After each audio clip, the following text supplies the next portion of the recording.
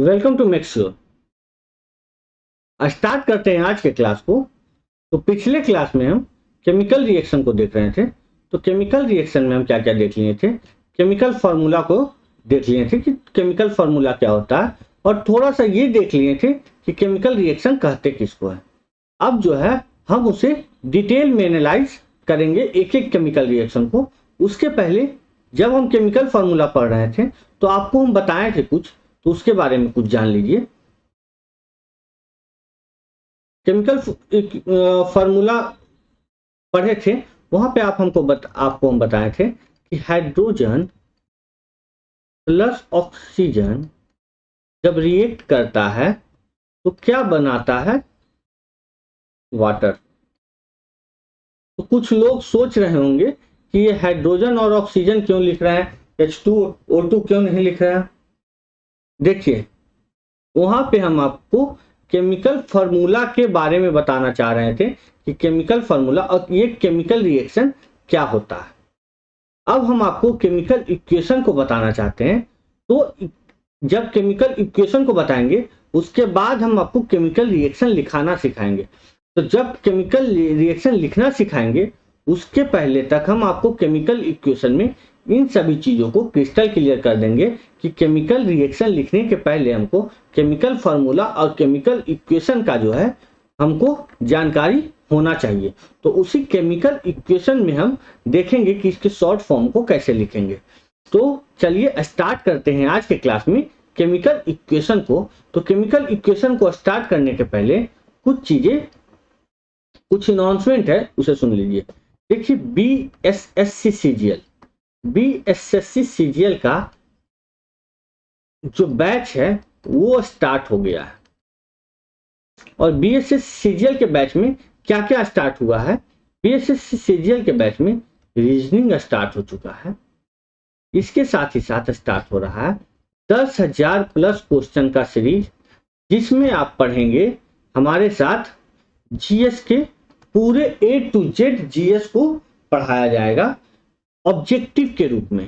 कहां से? ऑब्जेक्टिव के रूप में। ये बेस्ड होगा आपके एग्जामिनेशन पैटर्न पे। तो आपके एग्जामिनेशन पैटर्न में जिस तरह का क्वेश्चन आता है उसी तरह के क्वेश्चन को एनालाइज करके हमारे एक्सपर्ट टीम के द्वारा ये तैयार किया जा रहा है। इसके साथ ही साथ आपको 5,000 प्लस क्वेश्चन आपको मिलेंगे मैथ और रीजनिंग के। तो मैथ प्लस रीजनिंग के 5,000 क्वेश्चन आपको हम करवाएंगे। तो मेक श्योर पे आपका जो डिफरेंट टीचर्स हैं वो आपको जीएस और मैथ के क्लासेस को ले चलेंगे।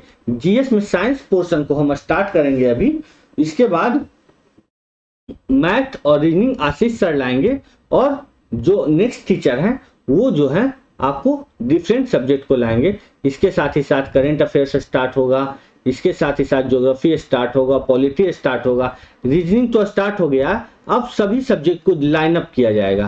तो जिस तरह से हम सब्जेक्ट का अनाउंसमेंट करेंगे उस तरह से आपके पास नोटिफिकेशन आ जाए। और नोटिफिकेशन आ जाए उसके लिए आपको क्या करना पड़ेगा, जाके चैनल को सब्सक्राइब करके रखिए और बेल आइकन को दबा के रखिए।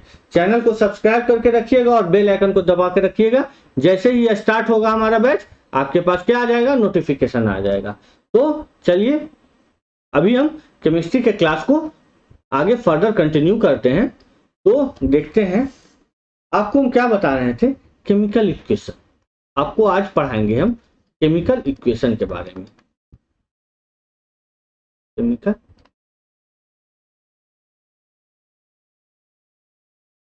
केमिकल इक्वेशन होता क्या है, इस चीज को आप समझ लीजिए तो आप केमिकल रिएक्शन को समझ लिए। क्या कहते हैं केमिकल इक्वेशन को? केमिकल इक्वेशन कहने का मतलब है हमारा ये जो होता है शॉर्ट रिप्रेजेंटेशन होता है किसका, केमिकल रिएक्शन का। केमिकल रिएक्शन के शॉर्ट रिप्रेजेंटेशन होता है with the help of symbol of the element. देखिए जितना भी एलिमेंट हम पढ़े, जैसे हम जिंक पढ़े हैं, तो जिंक का सिंबल क्या होता है, Zn होता है। पीरियोडिक टेबल में हम आपको बता चुके हैं। हाइड्रोजन पढ़े तो हाइड्रोजन का सिंबल क्या होता है, H होता है। कार्बन पढ़े तो कार्बन का सिंबल क्या होता है, O होता है। तो C होता है, कार्बन का C होता है। ऑक्सीजन का O होता है, तो ये सब सिंबल हम ऑक्सीजन का O, तो ये सब सिंबल हम जानते हैं, पहले के क्लास में हम पढ़ चुके हैं इसके बारे में। तो अब सिंबल को अप्लाई करना है कि कैसे हम सिंबल को अप्लाई करेंगे। तो केमिकल इक्वेशन में वही करते हैं कि शॉर्ट रिप्रेजेंटेशन करते हैं किसका, केमिकल रिएक्शन का, with the help of symbol of elements, in symbol की मदद से, और फॉर्मूला ऑफ द कंपाउंड, या तो सिंबल की मदद से या तो कंपाउंड का जो फॉर्मूला होता है। कंपाउंड का फॉर्मूला कहने का मतलब क्या हुआ, कंपाउंड का फॉर्मूला कहने का मतलब हुआ कि जैसे सल्फ्यूरिक एसिड लेते हैं, हाइड्रोक्लोरिक एसिड लेते हैं, हाइड्रोक्लोरिक एसिड, तो हाइड्रोक्लोरिक एसिड का फॉर्मूला क्या होता है, HCl, क्या होता है, HCl। अब देखिए, अब हम इसको नेक्स्ट पेज में अप्लाई करके दिखाएंगे कि आपको अप्लाई कैसे करना है, फॉर्मूला होता क्या है। जैसे आप देखिए, एक फॉर्मूला हम देखते हैं और लिखते हैं, जैसे जिंक है, जिंक जब सल्फ्यूरिक एसिड के साथ रिएक्शन करेगा तो सल्फ्यूरिक एसिड का क्या होता है, H2SO4 होता है, सल्फ्यूरिक एसिड। अब इसका डिफिनेशन जब हम नीचे लिखवाएंगे तो आप देखिएगा ईच एंड एवरी रिएक्शन क्या हो जाएगा, क्लियर हो गया। देखिए Zn और H2SO4 ये क्या कहलाएगा, ये कहलाएगा रिएक्टेंट साइड। कौन सा, रिएक्टेंट, रिएक्टेंट। और यहाँ क्या बनाएगा, प्रोडक्ट क्या बनाएगा, ZnSO4 zinc sulphate, zinc sulphate plus hydrogen, plus hydrogen, ये क्या हो गया, हाइड्रोजन गैस, गैस के फॉर्म में निकलेगा। तो अब कुछ चीजें यहाँ पे आप समझने की कोशिश कीजिएगा। इस साइड को कहेंगे हम प्रोडक्ट, प्रोडक्ट। देखिए हम क्या बोले, डिफिनेशन आपको जब लिखवा देते हैं नीचे और डिफिनेशन के हिसाब से सब चीज समझा देते हैं। It is short chemical form equation is the, it is the short representation of, representation of a chemical reaction, a chemical reaction with the help of, with the help of elements, symbol of elements, with the help of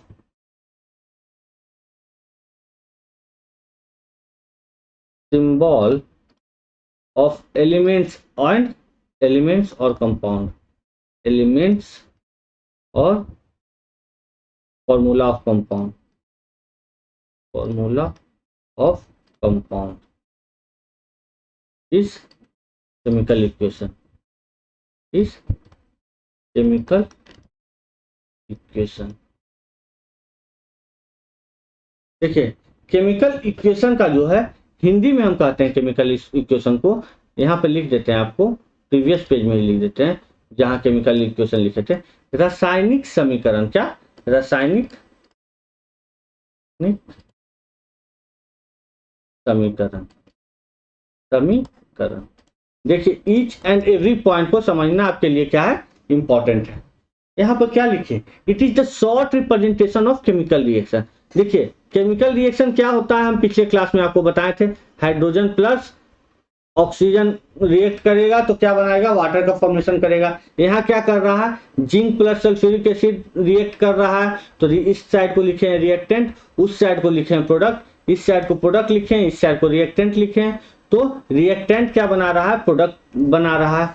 तो अब चीजों को समझिए, it is the short representation of chemical reaction. Chemical equation क्या है, chemical reaction का short representation है with the help of symbol of elements. देखिए एलिमेंट्स का हम यहाँ क्या यूज किए, सिंबल यूज किए थे। जब हम केमिकल रिएक्शन पिछले बार लिख रहे हैं तो डायरेक्ट हाइड्रोजन ऑक्सीजन लिखे थे, क्योंकि आपको ये समझ में आ जाए कि क्या क्या रिएक्ट कर रहा है। अब आगे जैसे जैसे बढ़ रहे हैं हम आपको बता रहे हैं। या फार्मूला ऑफ कंपाउंड, ये देखिए फार्मूला किसका है, कंपाउंड का फार्मूला। तो एक कंपाउंड है सल्फ्यूरिक एसिड, उसका फार्मूला क्या है, H2SO4। तो कंपाउंड के फार्मूला के सिंबल के बेसिस पे जिस रिप्रेजेंटेशन को हम लिखते हैं, उस रिप्रेजेंटेशन को कहा जाता है क्या? केमिकल इक्वेशन कहा जाता है। अब केमिकल इक्वेशन में क्या होगा? एक साइड रिएक्टेंट होगा, दूसरे साइड क्या होगा? प्रोडक्ट होगा। अब देखिए कुछ चीजें और जान लीजिए। जैसे ही हम रिएक्टेंट साइड में लेते हैं तो क्या करते हैं? रिएक्टेंट साइड में हम यहाँ पे प्लस साइन का यूज करते हैं। जैसे दो सॉल्यूशन हम ले रहे हैं, जिंक, दो एलिमेंट्स ले रहे हैं, जिंक और H2SO4।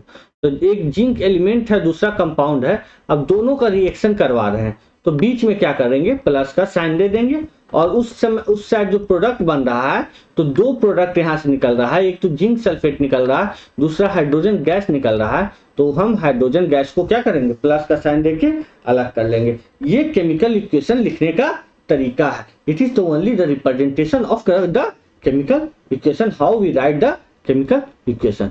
तो केमिकल इक्वेशन लिखने के लिए हम समझ चुके हैं। अब कुछ चीजें और जान लेते हैं। जैसे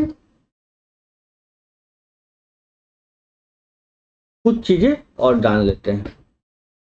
एंटोइन लेवोसियर के बारे में हम आपको वेरी फर्स्ट क्लास में बताए थे। फर्स्ट क्लास में ही आपको बताए थे law of conservation of mass के बारे में। क्या बताए थे हम? Law of conservation of mass, conservation of mass. ये किसने दिया था? Antoine Lavoisier, Antoine Lavoisier.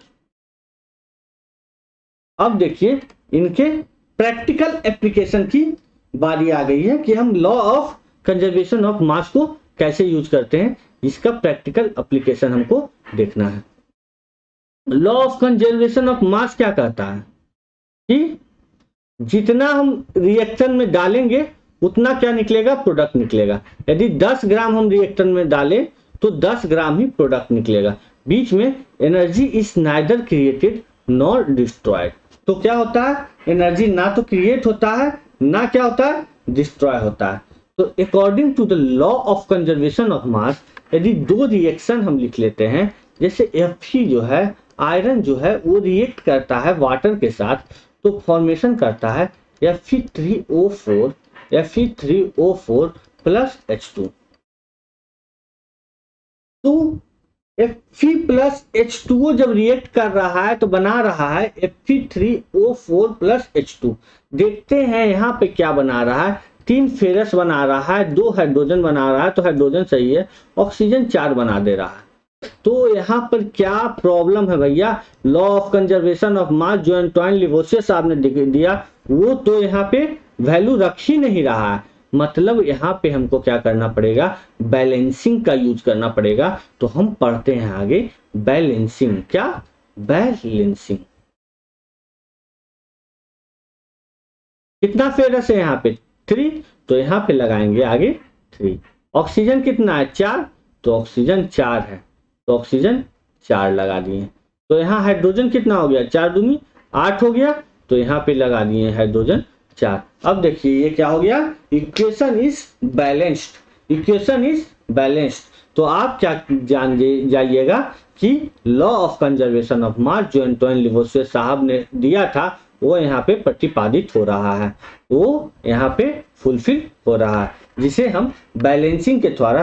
तो आप क्या कीजिएगा? जैसे ही केमिकल रिएक्शन आएगा वहां पे आपको क्या करना है? बैलेंसिंग करना है। बैलेंस कीजिएगा तब वो रिएक्शन क्या होगा? करेक्ट है। नहीं तो यदि बिना बैलेंस किए हुए आप रिएक्शन को लिख दिए तो वो रिएक्शन इनकरेक्ट रिएक्शन हो जाएगा, तो वो इक्वेशन इनकरेक्ट हो जाएगा। तो आपको क्या है कि ऐसे आप लिख सकते हैं, जनरली आप लिख सकते हैं, लेकिन for the examination point of view you should always balance the reaction, otherwise the number given by the invigilator is 0, anda, you will get anda. Okay, then you should always balance the equation. चलिए कुछ चीजें, कुछ equation को और जान जाते हैं हम कि जैसे एक इक्वेशन होता है आयोनिक इक्वेशन। ये आयोनिक, ये तो सिंपल इक्वेशन हम आपको लिखना सिखाएं। अब हम देखते हैं आयोनिक इक्वेशन कि आयोनिक इक्वेशन क्या होता है, थर्मोकेमिकल इक्वेशन क्या होता है। ये दो इक्वेशन जो है आपके लिए जानना जरूरी है, क्योंकि एग्जामिनेशन पॉइंट ऑफ व्यू से भी इक्वेशन क्या रहता है, इंपॉर्टेंट रहता है। ये सिंपल इक्वेशन आपको दिखाएं, अब दिखाते हैं आयोनिक इक्वेशन।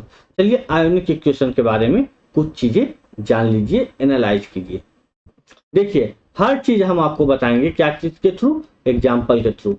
पूरा केमिकल रिएक्शन एग्जाम्पल पर बेसिस होगा तो आपको समझ में आ जाएगा इक्वेशन। देखिए आयन क्या होता है, कटायन, अनायन, सब आपको हम प्रीवियस लेक्चर में बता चुके हैं। तो आप जाइए वेरी 1 से 5 लेक्चर के बीच में ये आपको आयन, कटायन, अनायन इस सब के बारे में आपको जानने को मिल जाएगा। तो क्या करते हैं इस इक्वेशन में, इसे एक एग्जांपल के थ्रू समझते हैं। जैसे जिंक रिएक्ट करता है क्या चीज से, Cu2+ से, और फॉर्मेशन क्या कर रहा है, Zn2+ Cu। देखिए यहां पर क्या हो रहा है, इसमें हो रहा है क्या कि इक्वेशन में जो एटम है और आयन है, इसको रिप्रेजेंट करते हैं रिएक्टेंट और प्रोडक्ट में, या तो कटायन की मदद से या तो अनायन की मदद से। तो ऐसे इक्वेशन को कहा जाता है आयोनिक इक्वेशन। तो यहाँ पे हम क्या किए, देखिए यहाँ पे हम कटायन की मदद से Cu को रिप्रेजेंट किए, जो रिएक्ट करके क्या बना रहा है, Zn2+ बना रहा है। तो ये क्या हो जाएगा, आयोनिक इक्वेशन। एक और इक्वेशन को आपको हम बताते हैं। जैसे एक इक्वेशन लेते हैं यहाँ पे Ca2+ + 2 इलेक्ट्रॉन माइनस, देखिए ये हो गया अनायन और यहाँ फॉर्मेशन होगा Ca सॉलिड। तो आप देखिए यहाँ पे सीधा सीधी हम क्या, जिस रिएक्शन में आयन को हम दर्शा रहे हैं, आयन को दर्शाने का क्या मतलब है, आयन को दर्शाने का सीधा मतलब है कि यहाँ पर देखिए हम Ca2+ लिख रहे हैं, यहाँ इलेक्ट्रॉन माइनस लिख रहे हैं। मतलब माइनस लिखने का मतलब है कि हम अनायन को दर्शा रहे हैं, और प्लस लिखने का मतलब है कि हम कटायन को दर्शा रहे हैं। धनायन और ऋणायन को यहाँ पे दर्शाया जा रहा है। यदि धनायन और ऋणायन को आयोनिक इक्वेशन में दर्शा रहे हैं तो वैसे इक्वेशन को कहेंगे आयोनिक इक्वेशन कहेंगे। वैसे इक्वेशन को क्या कहा जाएगा, आयोनिक इक्वेशन कहा जाएगा। तो यहाँ पे देख लीजिए कुछ चीजें, डिफिनेशन लिख लेते हैं। The equation in which the ions are written along with the reaction is ionic equation।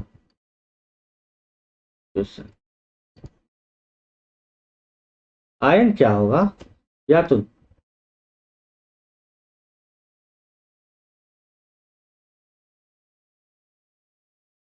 यार लिख लीजिए कटायन, अनायन। ये जो है या तो कटायन होगा आयन, या तो क्या होगा, ऋणायन होगा आयन। तो ऐसे इक्वेशन को कहते हैं आयोनिक इक्वेशन। तो आयोनिक इक्वेशन हमें लगता है आप लोग को समझ में आ गया होगा। आगे बढ़ते हैं और देखते हैं थर्मोकेमिकल इक्वेशन। क्या देखते हैं, थर्मोकेमिकल इक्वेशन।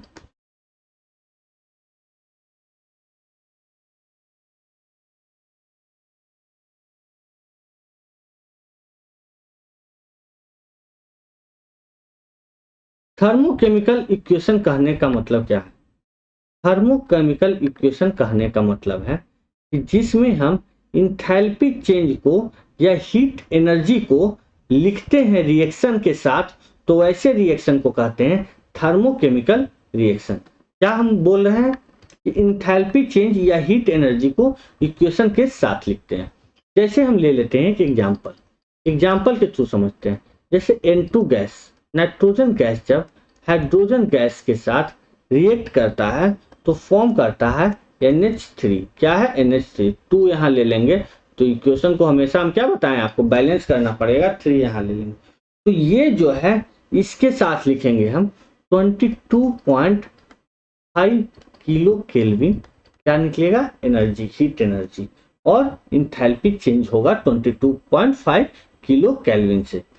तो इक्वेशन में यदि हम 22 2.5 किलो केल्विन लिख रहा है, तो इसका मतलब है जिस इक्वेशन में हम हीट एनर्जी के बारे में इंट्रोड्यूस कर रहे हैं या इंथैल्पी चेंज के बारे में इंट्रोड्यूस कर रहे हैं, तो वैसे इक्वेशन को क्या कहा जाएगा, वैसे इक्वेशन को कहा जाएगा थर्मोकेमिकल इक्वेशन। तो यहाँ पे लिख देते हैं, हम इसका डिफिनेशन लिख देते हैं, डिफिनेशन डिफरेंट कलर से लिखते हैं ताकि आपको समझ। The equation in which enthalpy change oblique heat energy is written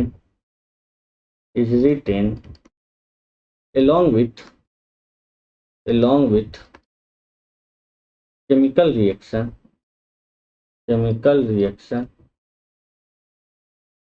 is thermochemical reaction।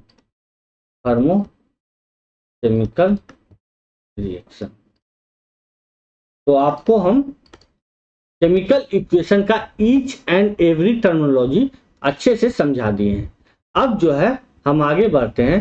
अब आगे बढ़ के हम जानते हैं किसके बारे में, केमिकल रिएक्शन के टाइप्स के बारे में पढ़ते हैं। किसके बारे में देखते हैं, केमिकल रिएक्शन के कुछ टाइप्स के बारे में हम जानते हैं। तो केमिकल रिएक्शन के टाइप्स को देखते हैं। Types of chemical reaction, types of chemical reaction. देखिए बहुत सारे टाइप को पढ़ेंगे यहाँ पे 5-6 तरीका के टाइप को पढ़ेंगे, तो उन सभी टाइपों को हम देख लेते हैं। इंग्लिश और हिंदी दोनों मीडियम में हम एनालाइज करेंगे टाइप्स को। देखिए सबसे पहला तो टाइप्स हम पढ़ेंगे जो होगा कॉम्बिनेशन रिएक्शन। क्या होगा, कॉम्बिनेशन रिएक्शन। कॉम्बिनेशन रिएक्शन जिसको हम कहेंगे, हिंदी में कहेंगे संयोजन अभिक्रिया। संयोजन अभिक्रिया। दूसरा होगा हमारा डिकम्पोजिशन रिएक्शन। क्या, decomposition reaction. Decomposition reaction. Decomposition reaction कहने का क्या मतलब है, डिकम्पोजिशन रिएक्शन को हिंदी में कहा जाता है अपघटन अभिक्रिया। क्या, अपघटन अभिक्रिया, अपघटन। और इसको एक और नाम से जानते हैं वियोजन। कहीं कहीं आपको लिखा हुआ मिल जाएगा वियोजन अभिक्रिया क्या होता है, तो वियोजन अभिक्रिया का मतलब होता है डिकम्पोजिशन रिएक्शन। वियोजन अभिक्रिया।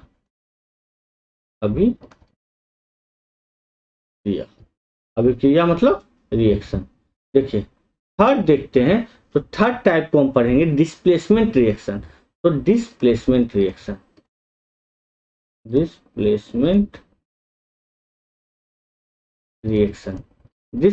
रिएक्शन को हिंदी में कहा जाता है विस्थापन अभिक्रिया।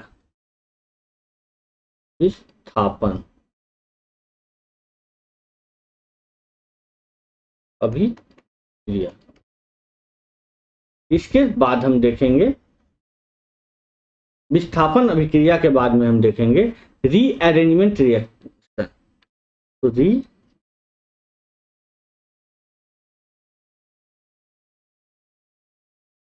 कलर चेंज कर रहे हैं क्योंकि आपको हर चीज अलग मिलना चाहिए। तो क्या हम आपको बताएं, रीअरेंजमेंट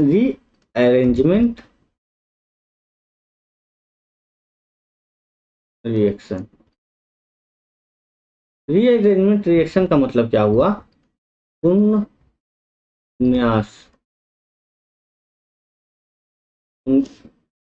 अभिक्रिया।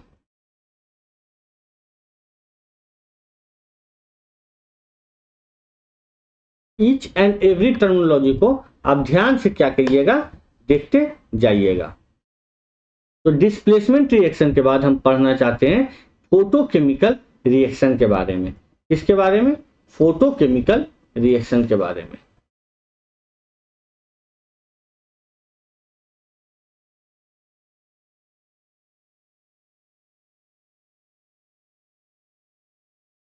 इसके बाद पढ़ेंगे फोटोकेमिकल रिएक्शन को हिंदी में क्या कहेंगे, प्रकाश रासायनिक अभिक्रिया। प्रकाश रासायनिक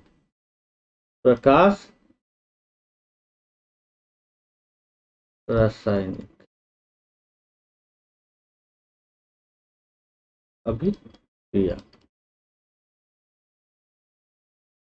प्रकाश रासायनिक अभिक्रिया के साथ हम देखेंगे आगे चल के एक और रिएक्शन है, जैसे हम पढ़ेंगे रिवर्सिबल एंड इरिवर्सिबल रिएक्शन के बारे में। Reversible and irreversible reaction. उत्क्रमणिक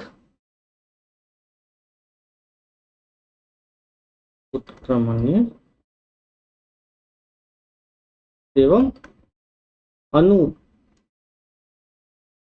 अनुत्क्रमणीय। तो इन रिएक्शन के बारे में देखेंगे। इसके साथ ही साथ कुछ और रिएक्शन के बारे में हम जानेंगे। इंडोथर्मिक रिएक्शन, आगे चलते हैं और आगे लिख लेते हैं नेक्स्ट रिएक्शन क्या होगा। इंडोथर्मिक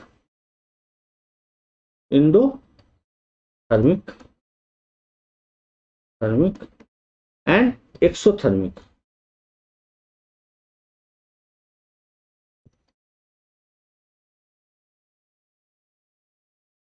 और एक और रिएक्शन के बारे में पढ़ेंगे, ऑक्सीडेशन एंड रिडक्शन।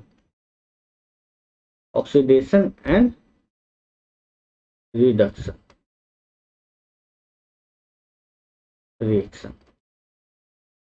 तो ऑक्सीडेशन मतलब ऑक्सीकरण और रिडक्शन मतलब अपचयन।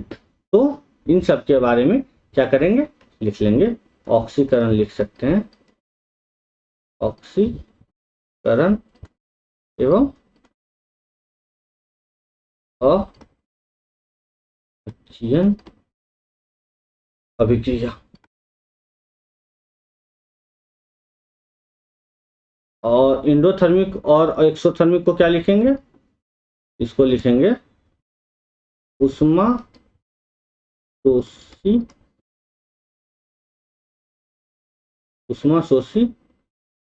एवं उष्माक्षेपी